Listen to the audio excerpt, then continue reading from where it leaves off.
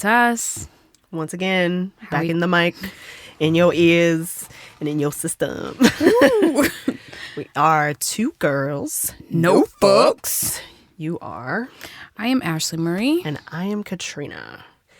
And today, it's a heavy one. So putting a full disclaimer, I'm going to put all the disclaimers on all the things when this episode comes out because it's going to be a little heavy. We're still on the little dating tip, but we're going to talk about the seriousness of the darker side of dating, if you will. Does that make sense? One aspect of it, yeah. Yeah. For sure. Yeah. So this episode we're going to call The Silent No. And a quick disclaimer on that is you're allowed to say no in relationships. Mm-hmm. You don't owe the other person anything. Nope. Not your body, not your mind, not your time. Mm-hmm. That could be the episode right there. Yeah. I mean, thanks for joining us. Bye. But that's our little warning. We'll also list them everywhere. This may be heavy for people. This may bring you to tears or make you question your own judgment. But we're here to shake things up. Absolutely. We're here to stir the pot in here. And if you want to listen to it, great.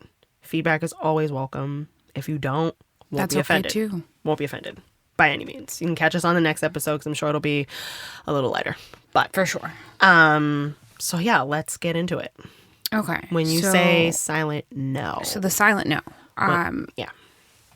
People always deem intimacy physical, as we talked about in our last episode. And almost like in a relationship, you're entitled to it. You're entitled to someone's body because you're with them. Who says that? Society presents it that way. Really? Mm-hmm. I guess I never picked up on that. Specifically in is it more like hetero? Okay. It's specifically in heterosexual relationships, it's presented that, you're entitled to that person because you're with them. Well, think about I was going to say chain of command, but essentially the chain of command when it comes to like going back, not even just 100 years. Like what was the female's role? You know what I mean? Yeah, exactly. And I feel like even to this day, we're still learning to break out of that and like break that mentality, not just on the male side, but also on the female side. And culturally as well. Like absolutely, a lot of cultures put pressure on that. Like, oh, so-and-so cheated on me. Oh, well, men have needs. Oh, dear God. Are you the worst. Like, are you okay? All right? Like, no. So many no's, but... So I'm going to speak about a few things, personally and things that I've witnessed in other people's relationships or that my friends have confided in me. I got their permission before sharing all of these things, so okay, cool. Don't worry about it. I know of an individual who was in a long-term relationship and she would catch her partner having sex with her when she was sleeping. Oh. Yep. So she would like wake up to this. And she didn't know how to respond because in her head it wasn't technically a rape because it was a person that she knew and it was something that they had done frequently.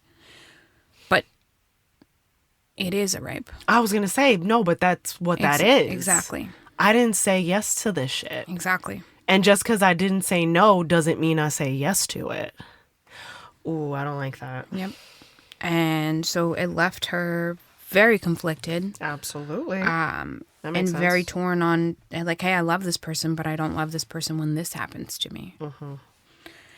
And I couldn't give advice at the time because it was a very strange. I knew all the people in the scenario. Okay. It was just very strange for me. Yeah, that gets tough. But I knew it was wrong because it felt wrong when I heard it. Mm-hmm.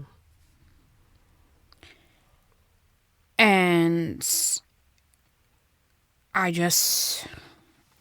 Yeah, that's God. That's tough. That's tough for anybody experiencing it, hearing about someone you care about experiencing it, and knowing the person who executed it. Mm-hmm. Like that's a trifecta of some like crazy photo shoot. And then I didn't know how necessarily to process it until it happened to me. Okay. So I dated someone and I didn't necessarily say no, but I also didn't say yes. Okay. I didn't say anything, and they took it as acceptable to just invade my space. That's not cool. And it left me feeling empty.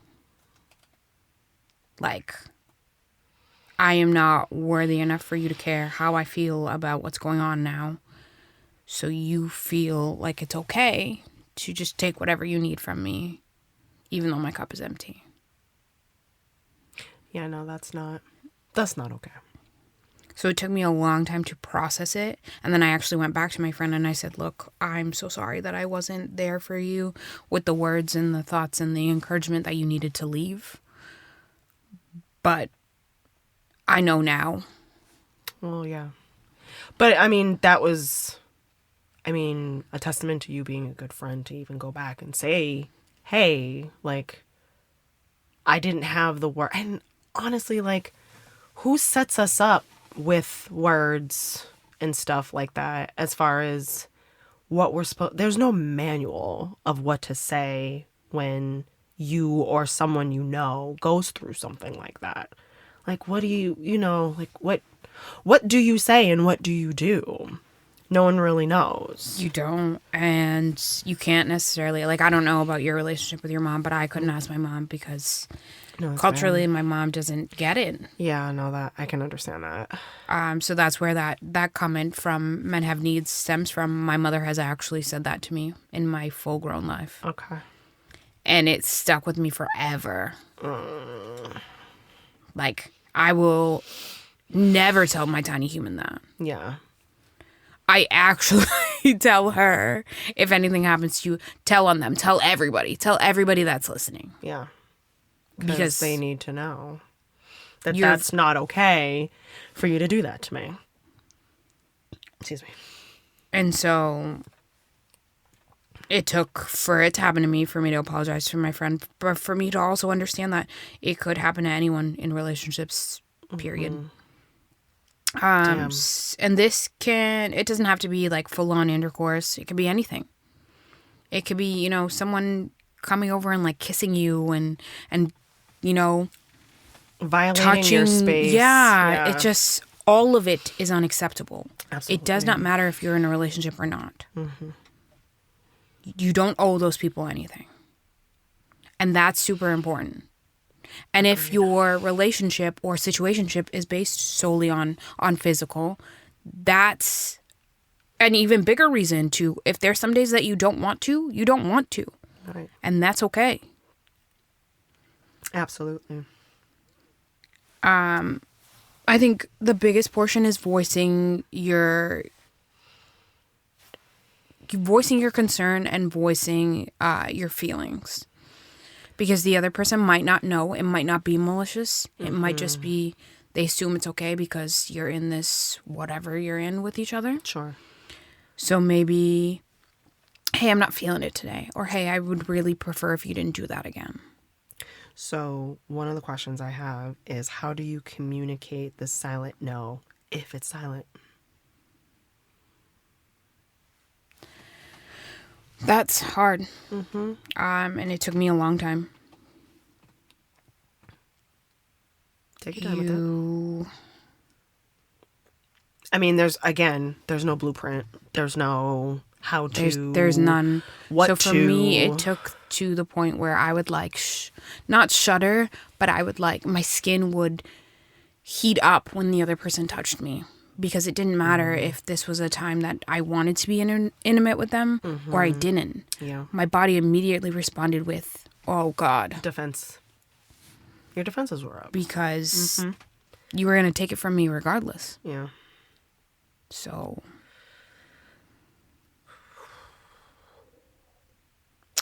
I think even if it's silent, creating distance, expressing, any sort of anything, like a shuddering of your body when they touch you, physically creating distance. And if you can use your voice, use that. Yeah, I was gonna say, I mean, I don't have a leg to stand on this. I've been fortunate enough to not feel as though I've been violated in my relationships. I mean, I've definitely been, in the club and someone grabbed my ass or grabbed my... But I think it's almost, for me at least, it's almost easier from strangers. Because you don't know me. Yeah. You don't owe me anything. Like, exactly. But it's easier for me to cuss you out because I don't know you, which I've done before.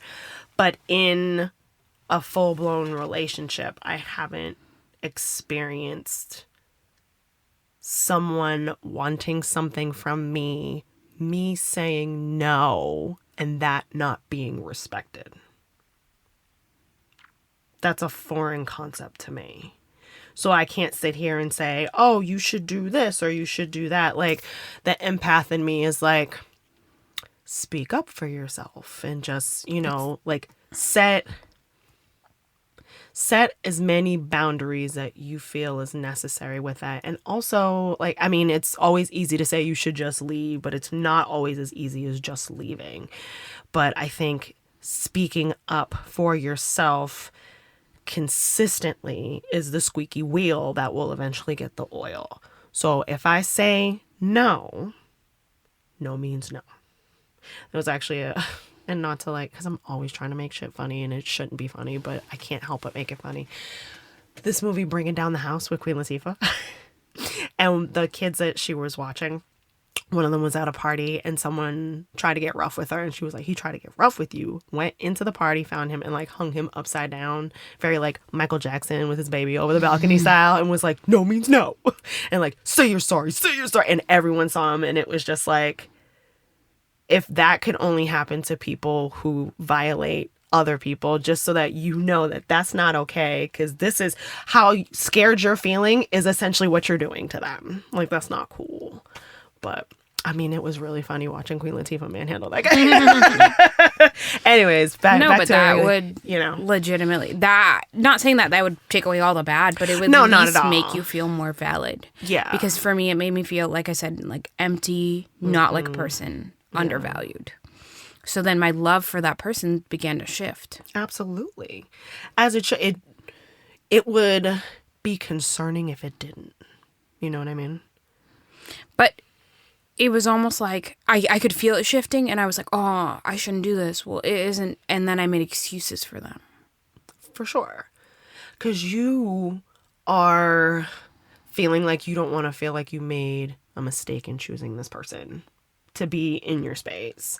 And the moment they violate you, you automatically think, well, not necessarily automatically think, but maybe feelings creep up of like, oh shit, like what did I do to deserve this? Or what could I have done differently to like not have this happen? And then you start making excuses for their behavior, like, oh, maybe I shouldn't have led them on, or maybe I shouldn't have done this. And it's like, they're their own person and they need to understand boundaries. Not everybody does. But once you set them and continue to reinforce them, it's the reinforcing piece that's the toughest. It has to be, because when I did set the boundaries and begin to speak up for myself, then I would sit with the backlash of, oh, so you must be doing it with somebody else. Oh, so like...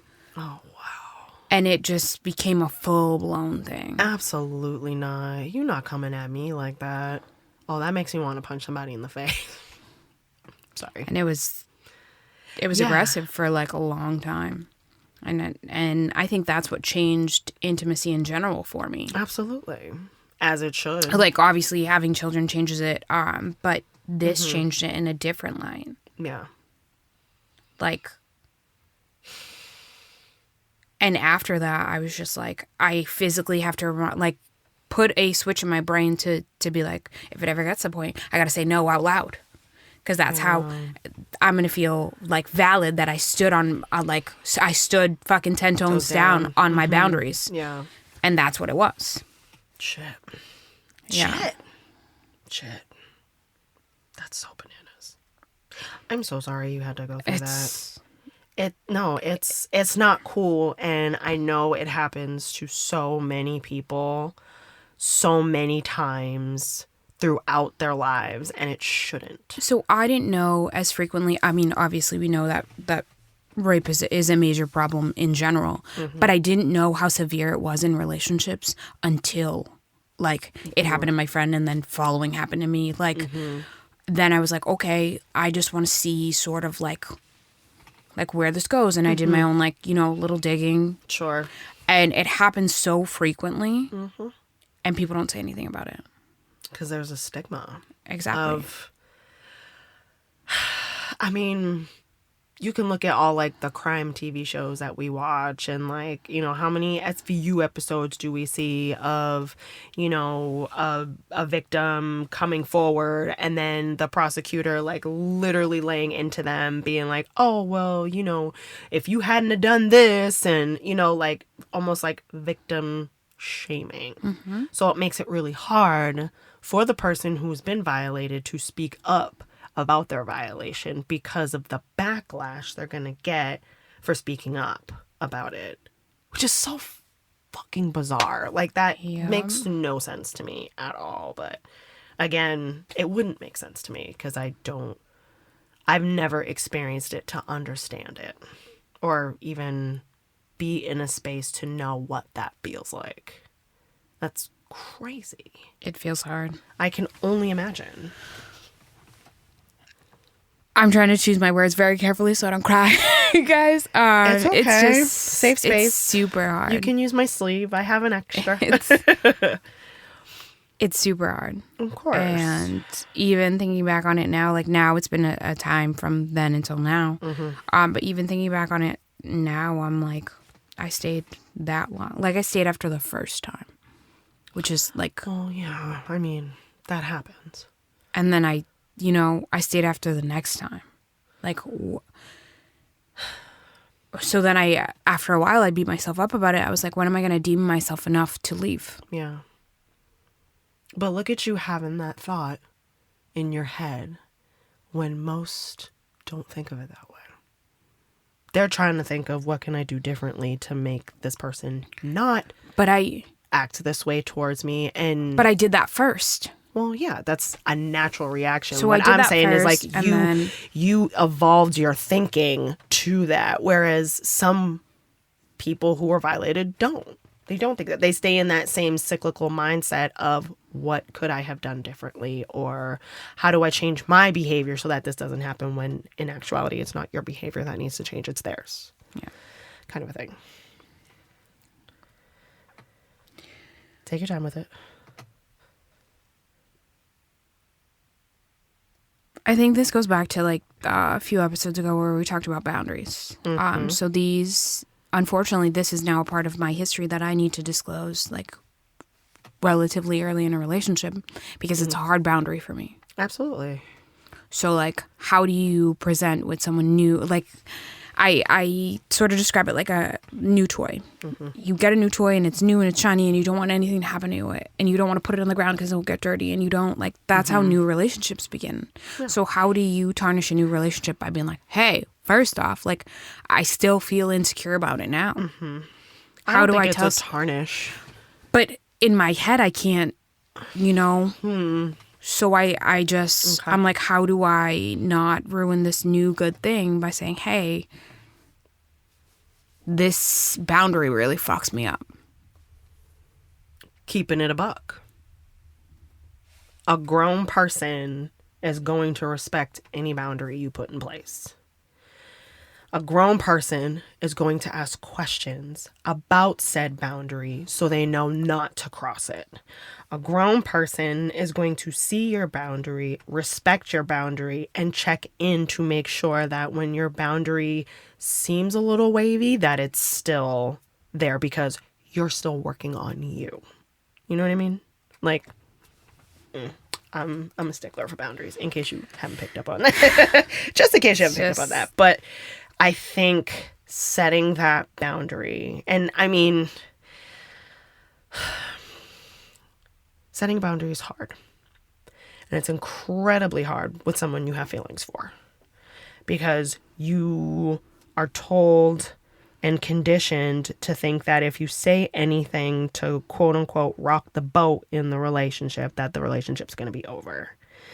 Not necessarily giving yourself or the other person an opportunity to grow in that situation and be like, hey, when you do this, it makes me feel like this.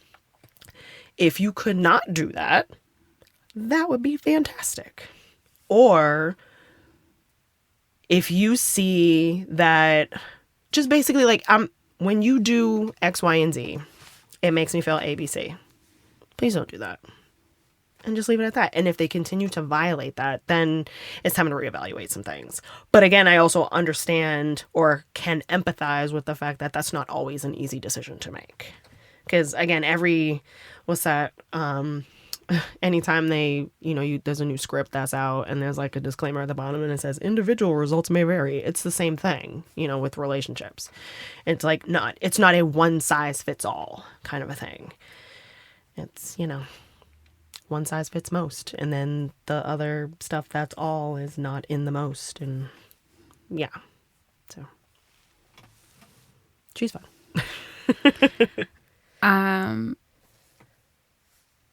Yeah, it's a lot. I want to tell that version of me that I'm so sorry that I put myself in that situation. Okay. Because again, we talked about red flags. I should have seen the red flags and been like, this maybe ain't for me. This theme park ain't for me. It's tough. It is, but... And here's why. And I heard this recently, and it's funny. I'm so glad you mentioned that because I was literally on my list of like, what are the red flags in a situation like this? But I think that we live in a society that has normalized what red flags as green ones. Like the little innuendos or like the slight bouts of disrespect. Oh, well, if you're not tough enough to take it, you know what I mean? And it's like, no, actually, I'm not going to. And society tells us, like, yo, stop being a little bitch and just, like, handle it. And if you can't, then why you gotta be a little bit, like, you know what I mean? And it's like, that's not what we trying to do. And it doesn't make us, like, sensitive sissies or anything like that. It's, no, I have boundaries. That does not put me in a good mental space. Don't fucking do it. The red flags are hard to determine, to be honest. Because it could just come out of nowhere. Yeah. And it could be, and for the people who this has happened to, that it was a one time and it never happened again, Yeah. This episode is not for you. This is for the people who are religiously in these relationships where it's continuously happening to them. Yeah. You don't know. Like for me, it took a 9 months in the relationship for it to happen to me. Okay. And then I was like, at that point you already invested. So yeah, exactly. So then I'm like, like, is this a mistake? So then I'm reasoning with myself. Sure. Because I have an internal struggle with everything before I talk to the person that it's about or people that it's about, Yeah. I deliberate with my demons and we come to a conclusion and then I have the conversation. So you have an internal staff meeting? Oh, yeah. Okay, got it. Me, Venom, the crazy girl with the hair. Yeah, we're all here. All the things.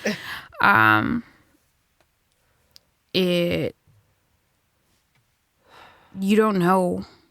Like, I didn't know that it was happening for my friend and I didn't see it and I didn't see any red flags. So then when it happened to me, I couldn't recognize them. Yeah, sure. And then when I first openly started talking about it, I said, this is what was weird for me. These are where, like, it was off. It wasn't even necessarily like a red flag because it wasn't the same every time. Sure. But hey, this is where it was off. And then when I tried to correct the behavior, this is what I was met with. So this I would consider a red flag. Like, when I was met with, oh, well, you must be getting it somewhere else or doing it with somebody else. Or, well, you used to want to do it all the time. Like, People are allowed to change. Yeah, that's because I was like infatuated with you and I didn't know no better. But also because I didn't have other responsibilities. Also that. Like, it's not going to be the same on day 180 like it was on day 18. Exactly. And people don't fully understand that. Yeah. And that's frustrating. God. For sure.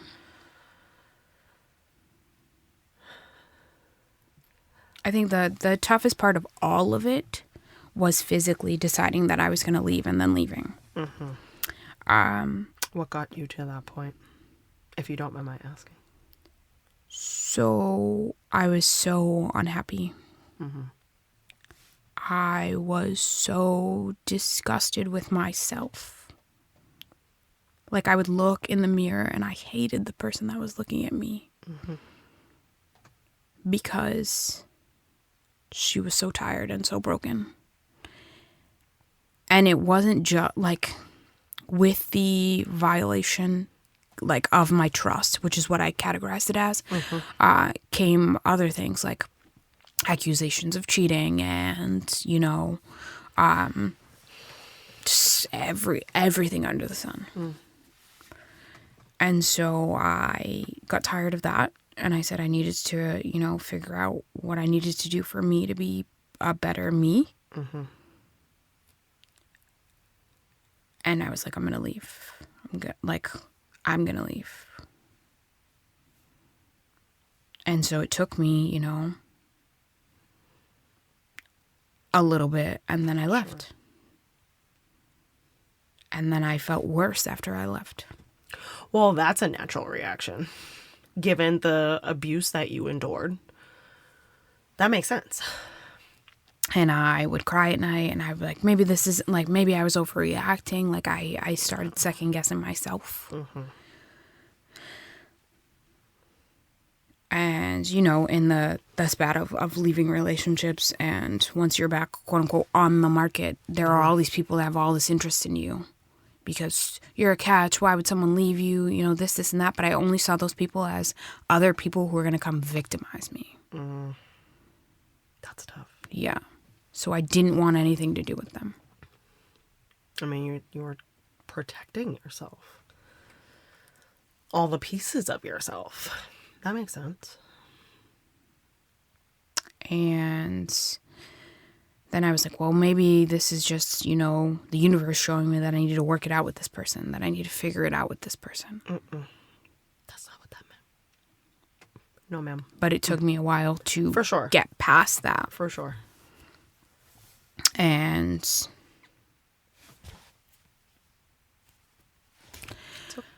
once I did, then I was like, maybe this is something that I should be doing, like talking about it out loud and telling people that it's not okay. Mm-hmm. Because it's not okay. It's not. Absolutely not. And that's why this episode was super, super sensitive and super important for me, because people need to know that it's not okay. Absolutely. And after this, if anyone that's listening, feel free to reach out to me. Feel free if you're in this situation, if you know somebody in this situation, I am happy to help with whatever you need. Because I know that it feels so shitty to be there. And so shitty when you leave. Mm-hmm. But give yourself, you know, a year, 7 months. Like, you'll feel so much better.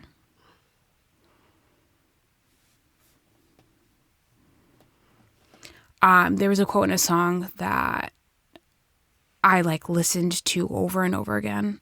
And it's almost like what helped me feel like a person again. And it's the very first breath when your head's been drowning underwater. Wow. What a beautifully tragic lyric. Yep. Shit. But it made me feel like, okay, like it's gonna hurt. It's gonna hurt to breathe right now. Of course. Like, but I'm eventually gonna be okay. Yeah. I'm breathing. You're breathing. And we're here now. Proud of you for sharing, friend.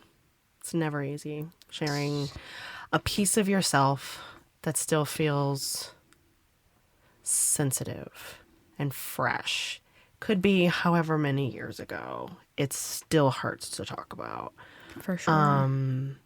You being vulnerable is going to help someone realize that maybe the situation they're in is not the best for them, and for them to take the steps that they need to protect themselves and put themselves first.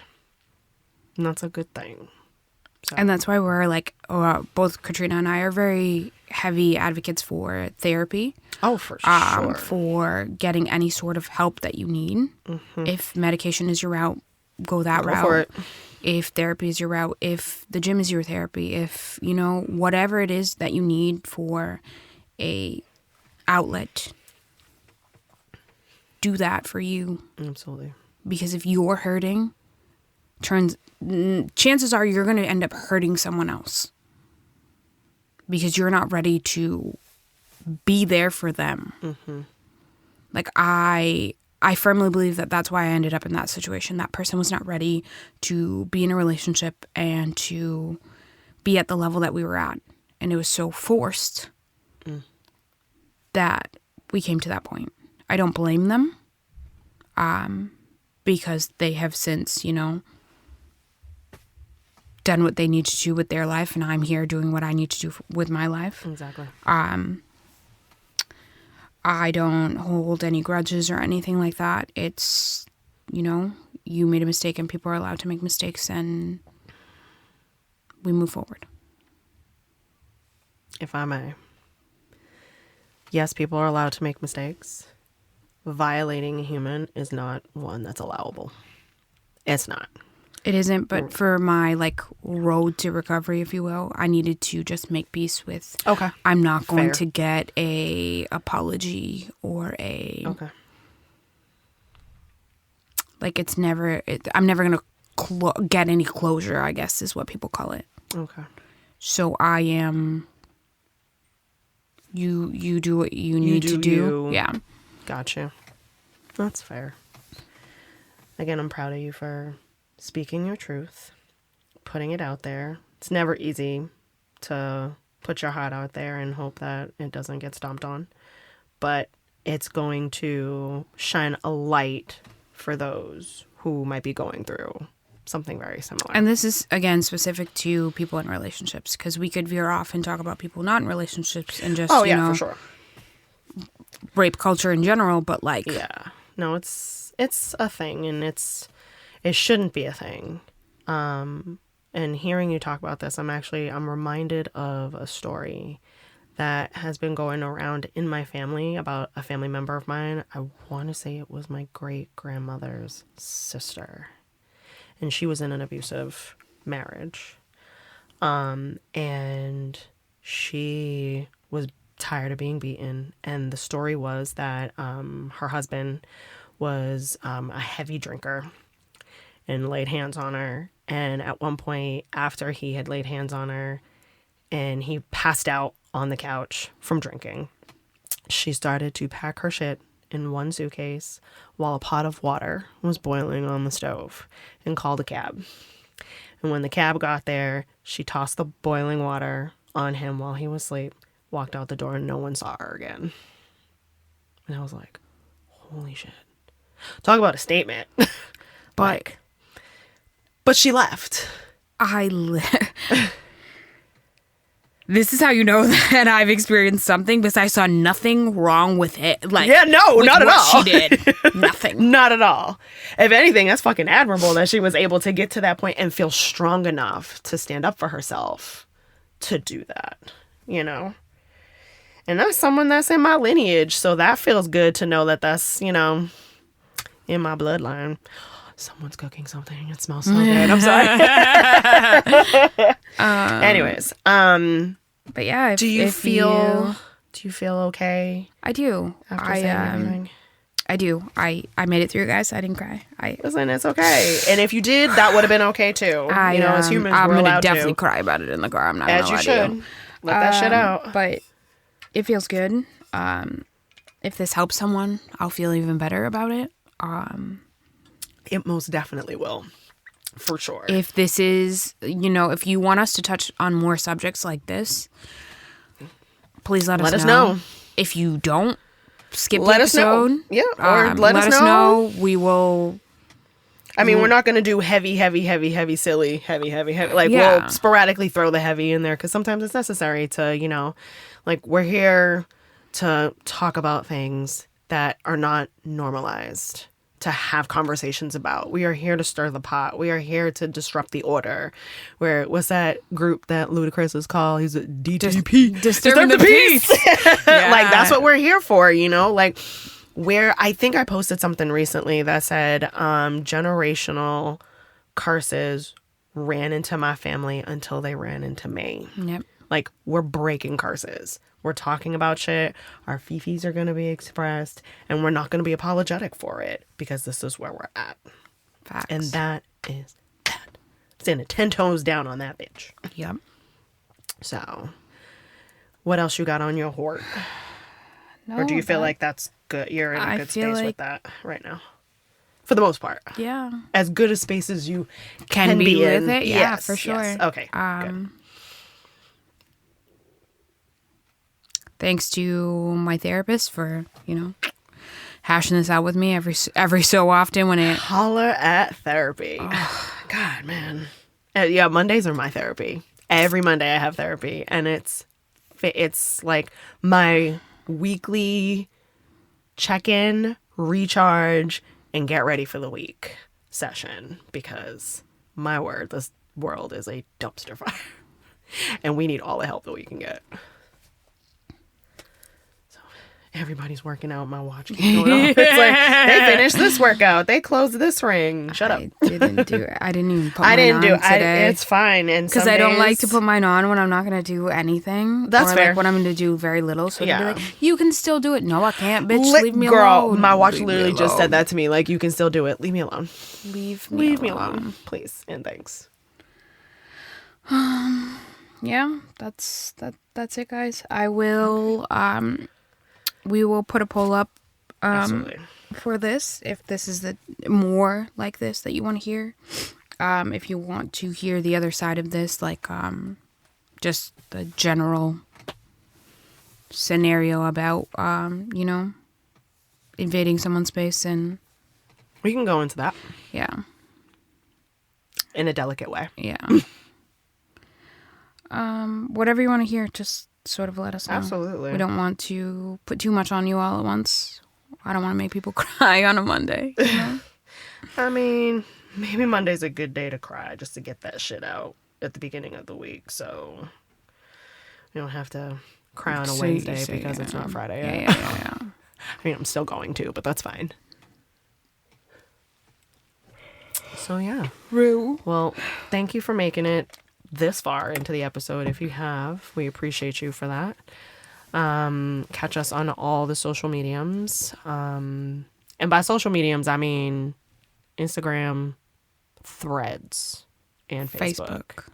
Not on Twitter, because it's not Twitter anymore, and I refuse to call it X. It sounds pornographic. I'm not doing it. So I'm just like, no. But also, literally when the notifications come up, it will be like X, formerly Twitter. So like, that's stupid. The artist formerly known as Prince. Yeah, like get out of here. You're Prince. It's fine. Shout out to Mertz and the Bridge Sound and Stage. Woo woo. Killing it on the other side of the soundproof glass. And yeah, I didn't feel the need to have a quote for this one. I feel like the episode itself is enough. Yeah. So we will catch y'all bitches on the other side next week. Bye.